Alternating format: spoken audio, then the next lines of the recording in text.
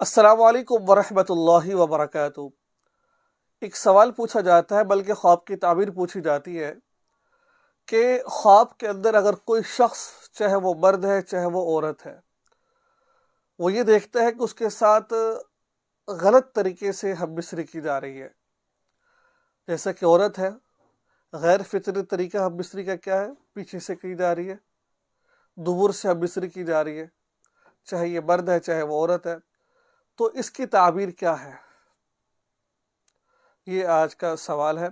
اس کی تعبیر کیا ہے؟ اگر خواب کے اندر غیر فطرتی طریقے سے اگر کوئی ہم بستری کرتا ہے تو اس کی تعبیر کیا بنتی ہے؟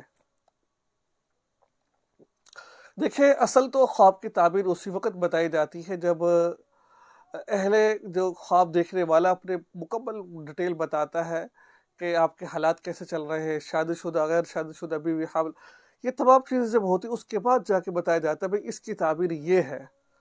لیکن کیونکہ عموماً جو اس کی تعبیر اکثر ہم لوگوں کو بتاتے ہیں، وہ کیا تعبیر جو معبرین اپنی کتابوں میں لکھا ہوا ہے اس کی تعبیر، وہ آج میں آپ کو بتانا چاہتا ہوں۔ دیکھیں، اس کا مطلب یہ ہے کہ اگر کوئی شخص اس کے ساتھ پیچھے سے کر رہا ہے، کیا یہ اس کو جانتا ہے؟ یہ خاتون یا یہ مرد، اس جو کرنے والا ہے، جو فاعل ہے، وہ اس کو جانتا ہے کہ نہیں جانتا؟ اگر یہ اس کو جانتا ہے تو پھر اس کا مطلب یہ ہے کہ اس کو جائیداد میں یا پھر کہیں اور سے اللہ تعالیٰ وافر مقدار میں مال عطا فرمائیں گے۔ یہ کب ہے؟ جب یہ اس کو جانتا نہیں کرنے والے کو۔